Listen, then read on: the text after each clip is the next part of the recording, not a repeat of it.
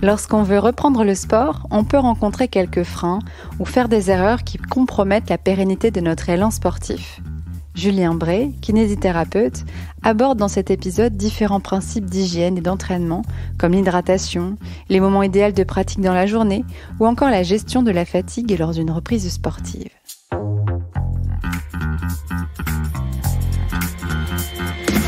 Vous avez une question ? On a la réponse. Vous écoutez Conseil Sport, le podcast bien-être, santé, nutrition de Decathlon. Bonjour Julien. Bonjour. Tu vas bien ? Ça va et toi ? Ça va. Est-ce que tu peux nous donner ces fameux conseils pour une remise ou une mise au sport sereine et surtout durable ? Parce que je pense que c'est un peu l'enjeu pour chacun et chacune. C'est clairement l'enjeu. Alors, je pense que le premier mot qui me vient à l'esprit, c'est d'être progressif, évidemment. Ce fameux mot, qui a été dit par Mathieu aussi, qui a été redit par Clémentine. Donc, finalement, vous êtes d'accord, c'est rassurant, la progressivité. C'est le b.a.-ba, je pense. Voilà. Je trouve que, globalement, les normes sont difficiles à donner parce qu'on est vraiment tous différents en fonction de la santé de chacun, de l'état de chacun. Mais je trouve que pour une reprise, c'est quand même difficile c'est très risqué en tout cas de faire plus de 3 fois par semaine en reprise, je trouve. Le bénéfice-risque est pas forcément très bon. Donc 3 fois par semaine, ça me paraît déjà très bien en reprise en tout cas. Qu'est-ce qu'on pourrait dire ? Écouter sa fatigue, évidemment. Surtout en hiver ? Non. Surtout en hiver, sa fatigue générale, évidemment, mais aussi la fatigue de la séance. Est-ce que j'ai fait une grosse ou une petite séance ? Comment je l'ai ressenti ? Est-ce que si c'était un footing, je me sens fatigué ? Est-ce que c'est normal ? Pas forcément. Donc ça, c'est vraiment très très important d'écouter la fatigue et le ressenti des différentes séances qu'on peut faire pendant et après, voire même le lendemain matin, comment on se sent au réveil. Essayer de mettre l'accent sur la récupération. Oui. Je pense que ça me paraît important quand même. Alors quand tu dis récupération, qu'est-ce que tu entends par récupération ? Moi j'entends des pauses en fait, des pauses d'entraînement. Alors mais comment tu les optimises ? Des pauses d'entraînement, oui, donc pas en faire trop, ça on en a parlé, mais le sommeil, l'alimentation, prendre des boissons d'effort par exemple, ça peut être un conseil qu'on peut donner je pense à tout le monde pendant l'effort. Tout le monde ? Tout le monde, je pense qu'on peut le dire, il n'y a aucun inconvénient à prendre des boissons d'effort pour tout le monde, je pense. Il y a quoi dans des boissons d'effort qui peut nous aider Bon, il y a globalement du sucre, si on veut résumer, et le sucre, on en a besoin pour faire du sport, et c'est quand même le bon moment pour ingérer du sucre, c'est pendant la pratique sportive. Donc, même sur une séance de 15 minutes ? Alors c'est pas forcément nécessaire, mais en fait c'est plus des bonnes habitudes à prendre, je dirais. Donc voilà. on va dire qu'on part sur une séance d'1 heure à peu près, on s'hydrate régulièrement avec une boisson d'effort. Moi je dirais 500 millilitres par heure à peu près en moyenne, ça reste des moyennes, donc c'est encore pas toujours juste, mais 500 millilitres de boisson d'effort pour le coup. Donc la progressivité, la récupération. Est-ce qu'il y a d'autres choses dans la récupération ? Oui, je t'avais dit le sommeil, pour le coup c'est important. Évidemment, faire un peu attention à son repas, surtout pour les séances difficiles, à son repas post-entraînement, je pense. C'est pas forcément quand on a terminé un marathon, le moment de fêter son marathon, justement, juste après. Donc, quelle frustration. Quelle frustration, mais voilà. Ça en fait partie, la récupération pour éviter les blessures et faire du sport de manière pérenne, c'est quand même assez important, ouais. Oui, parce que je pense qu'on n'a pas forcément en tête que quand on s'est entraîné, quand l'entraînement se termine, le corps continue à s'entraîner en fait une fois que nous on est arrêté. Enfin, c'est comme ça que je le vois, mais le muscle continue un petit peu à s'adapter en fait après l'entraînement. Voilà, et le muscle a des besoins encore pendant plusieurs moments. Alors le temps, ça dépend de l'entraînement, mais pendant un temps, en tout cas après l'entraînement, le corps a des besoins plus importants. Et donc, pareil sur des entraînements difficiles, on peut tout à fait mettre des boissons de récup, ce que les gens font trop peu finalement, alors que c'est très intéressant. Je t'avoue que moi je me dis c'est réservé quand même à des personnes un peu plus expertes que moi par exemple en course à pied, tu vois, je suis débutante en course en pied, enfin on va dire intermédiaire, mais ça me vient pas à l'idée parce que je me dis que je me donne pas suffisamment. Alors en fait, pourquoi les sportifs pros le font ? Parce que ça optimise la performance, mais finalement, ce sont des stratégies intéressantes en termes de santé, donc il n'y a aucun intérêt à ne pas le faire pour la majorité des gens, en fait. Bah, écoute, je testerai sur une prochaine sortie quand je m'y remettrai. Voilà, j'avais une petite chose aussi sur le repas et sur le fait de pas forcément pratiquer du sport juste après. Bon voilà, pareil, ça dépend de ce qu'on a mangé, mais globalement, c'est quand même très déconseillé d'aller faire du sport 3 heures après, dans les 3 heures qui suivent le repas finalement. Donc faire attention à sa chronologie de vie. Oh, alors là, compliqué pour s'organiser. Je réfléchis comment je pourrais faire. Je pense que tous les auditeurs et auditrices réfléchissent 3 heures après, comment je vais faire. Quand on a une pause le midi, ça peut être intéressant d'aller faire son sport et de manger ensuite, pour le coup. Et pas faire peut-être l'un ou peut-être l'autre. En sachant que manger et aller courir juste après, c'est quand même quelque chose de pas très sain finalement. Oui, ou alors après le boulot, se dire je vais aller m'entraîner après et je mange après. Mais est-ce que tu prévois quand même une petite collation parce que si t'as pas mangé de l'après-midi... Là, je te vois venir, tu as tout de suite peur d'avoir une hypoglycémie pendant ton sport, ce qui ne t'arrivera pas si tu as pris une boisson d'effort en fait. Ah. Et voilà. On y revient. Bon, je vais vraiment finir par m'y mettre. Donc finalement, oui, tu peux y aller si tu as ta boisson d'effort, il n'y a aucun problème. D'accord, donc elles servent aussi à ça. Voilà. En ce début d'année, on a tous et toutes des objectifs assez différents. Moi, je parlais de course à pied, mais peut-être que ce sera autre chose. Hein. Je me suis pas encore arrêtée vraiment à une pratique. Pour ceux, par exemple, ou celles qui veulent retrouver du souffle, tout simplement. Arrêter d'être essoufflées quand elles font des choses qui... En tout cas, quand l'essoufflement les gêne, peu importe quand, mais qu'est-ce que tu préconises ? Comme tu l'as dit, en fait, les progrès vont se voir dans une pratique pérenne. En fait, donc ça va être de pas s'arrêter, donc pas se blesser, donc essayer de mettre en place des bonnes conditions de pratique. Essayer évidemment de trouver une pratique qu'on aime, parce que je pense que sinon c'est un peu voué à l'échec de garder en fait ces obligations d'aller au sport alors qu'on déteste ça. Moi, j'ai rien de pire. Il y a rien. Non, mais voilà. Franchement.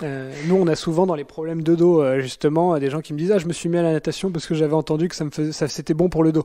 Et donc je leur pose la question, ça vous fait du bien ? Pas du tout. Est-ce que vous aimez bien ? Ouais, est-ce que vous aimez bien ? Pas du tout. Au bout de 2 mois, ils arrêtent. Voilà.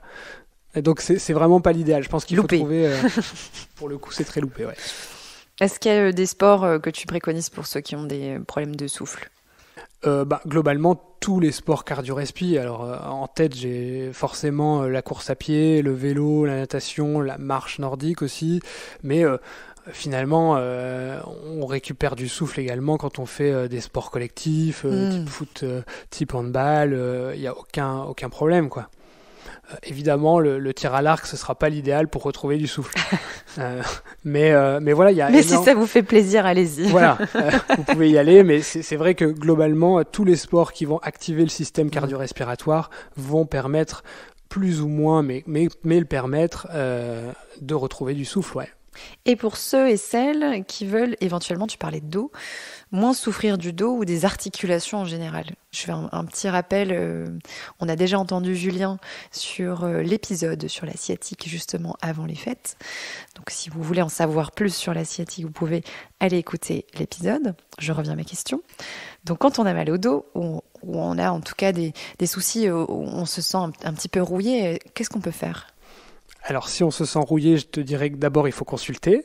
Pourquoi on se sent rouillé et quel est le problème et comment on peut le régler. Après, je pense pas qu'il y ait vraiment des pratiques délétères pour les gens qui souffrent des articulations. On sait quand même que le sport dans de bonnes conditions, ça renforce nos articulations, ça leur fait du bien. L'idée étant de trouver les bonnes conditions pour chacun.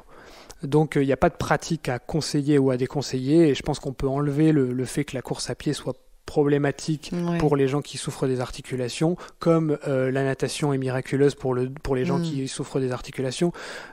Aucun des deux n'est vrai en fait, mais effectivement ce sont sans doute des personnes fragiles, donc ils vont devoir avoir une vigilance accrue face à leurs ressentis et évidemment, ça serait intéressant de consulter pour savoir ce qui se passe finalement, pourquoi ils ont ces phénomènes de douleur. C'est pas intéressant de faire une pratique sportive qui fait mal, en fait. Donc ça, on évite, mais il faut bien comprendre que c'est pas la pratique sportive qui occasionne ça. C'est finalement le corps de la personne. Donc on consulte pour savoir pourquoi. Alors, maigrir, ça fait partie aussi des motivations des Français et des Françaises à se mettre au sport. Pendant longtemps, ça a été la troisième motivation. qu'est-ce que tu peux conseiller aux personnes qui souhaitent perdre du poids en ce début d'année ? Alors déjà, je pense qu'il faut savoir que le sport est extrêmement important pour perdre du poids, mais en aucun cas c'est la seule chose à mettre en place. Pas que. Voilà, pas que. Pour perdre du poids, c'est vraiment pour moi, je pense, une prise en charge globale qui permet en gros, qui va viser à rééquilibrer les différents systèmes qui sont mis à mal dans le surpoids. Et le sport en fait partie, bien mené, mais pas que, vraiment pas que. Donc il faut pas penser qu'en allant juste courir, on peut perdre du poids. On peut, mais il n'y a pas que ça à faire sans doute. Il y a des changements d'habitude. Des changements d'habitude, sans doute. Va essayer de voir quel système dysfonctionne dans le surpoids finalement. C'est un peu comme dans les douleurs ou dans ces choses-là. Le surpoids, ça peut être dû à plusieurs différentes choses. Qu'est-ce qui ne va pas ? Est-ce que c'est des problèmes ? Souvent dans le surpoids, on a des problèmes d'insuline. Comment on rééquilibre l'insuline avec le sport, mais aussi avec certaines habitudes. Voilà, et ça demande quand même d'aller voir un professionnel, je pense. Oui. On va dire qu'en termes de sport, 3 fois par semaine, 30 minutes, à une allure où on peut parler mais pas chanter, c'est une allure où on brûle 50%, en tout cas 50% de l'énergie vient des graisses et 50% de l'énergie vient des sucres. C'est une allure où on a un maximum d'adaptation. On favorise en fait le processus de perte de poids. Comme je te disais, c'est en tout cas, on a un maximum d'adaptation sur ces mécanismes-là, et on a surtout un risque un peu moins important que de se blesser que dans des entraînements très intensifs, type fractionné, parce qu'il faut savoir que quand même dans le surpoids, on a un risque on est sur un problème inflammatoire. Le surpoids en lui-même est un problème inflammatoire, et que donc ce sont des gens fragiles et à risque. Alors, on a parlé de différents objectifs. Je n'oublie pas non plus ceux qui reprennent le sport, enfin, parce qu'ils ont trouvé du temps. C'est peut-être un objectif pour pas mal de personnes. Je pense éventuellement à des jeunes parents où la vie, l'organisation quotidienne s'est un peu bouleversée. Et là, ça y est, ils ont retrouvé du temps, mais ils n'ont pas forcément de pathologie. Est-ce qu'il y a des choses auxquelles elles doivent faire attention ? Je pense que là, on peut un peu parler de la charge globale d'entraînement. Comme je t'avais dit, on met une norme de 3 fois par semaine qui est pas terrible finalement, puisqu'on est tous différents. Je dirais quand même que ça dépend vraiment de la charge globale des personnes. C'est-à-dire que quand on a une vie déjà très très très remplie, avec un boulot très prenant, des enfants, il faut pas se dire qu'on peut faire une préparation, admettons pour prendre le marathon, on voit souvent 4 à 5 fois par semaine. Y en a pour qui ça posera pas de problème, parce qu'ils ont pas mal de temps libre et pas mal moins de charge émotionnelle aussi de ces choses-là, et pour d'autres ça sera vraiment impossible. Quand on fait 70 heures semaine, je sais pas, ils ont 2-3 enfants, ça paraît, ils vont forcément finir par se blesser, quoi. Donc il faut vraiment adapter ce nouveau temps d'entraînement par rapport au contexte de vie, familial et peut-être professionnel, et l'avoir en tête, parce qu'on peut pas avec un changement pareil d'organisation, on peut pas revenir à ce qu'on avait peut-être avant. Enfin, en tout cas, la vie est différente et il faut l'avoir en tête. Ouais, il faut l'accepter, et du coup composer avec. Et composer avec, ça veut pas forcément dire je me suis prévu 3 séances d'entraînement, mais je le fais quand même. La dernière, tant pis, j'irai de 23h à minuit. Faut bien comprendre que l'entraînement, c'est un stress qu'on fait subir à notre corps, qui est bénéfique si on s'adapte à ce stress, et qui est mauvais si on ne s'adapte pas.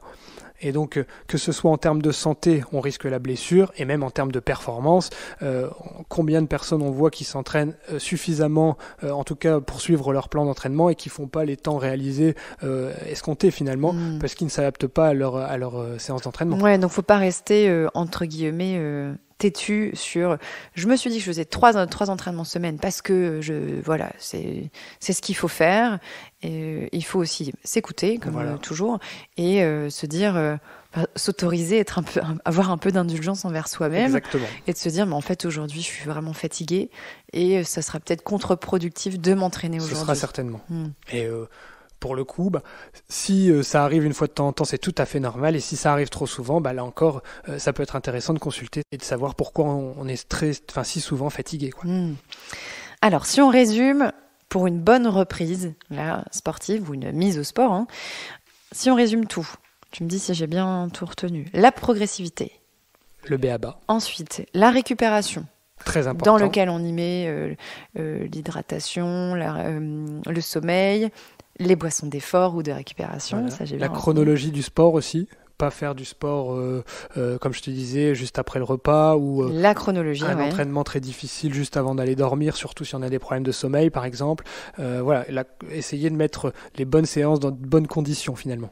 Et avoir en tête cette charge quotidienne, en fait, globale. Ouais. Physique, émotionnelle, voilà. L'adaptation et voilà, l'indulgence envers soi, s'écouter. Voilà. Et prendre plaisir. Tu l'as dit aussi. Évidemment, prendre plaisir.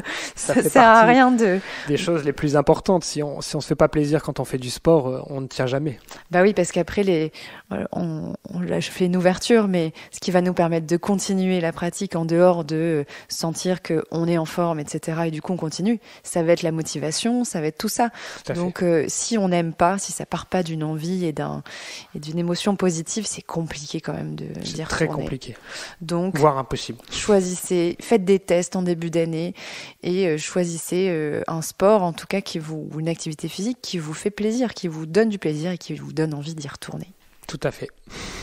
Sur ces belles paroles, je te laisse. Tu vas aller courir, toi ? Oui, je pense. Je suis motivé. Non, moi, je fais mes petits tests là encore. À bientôt, Julien. Allez, au revoir. Si cet épisode vous a plu, n'hésitez pas à le partager. Et si vous en voulez encore, ajoutez des étoiles sur Spotify et Apple Podcasts. Et surtout, laissez-nous un commentaire sur Apple Podcasts.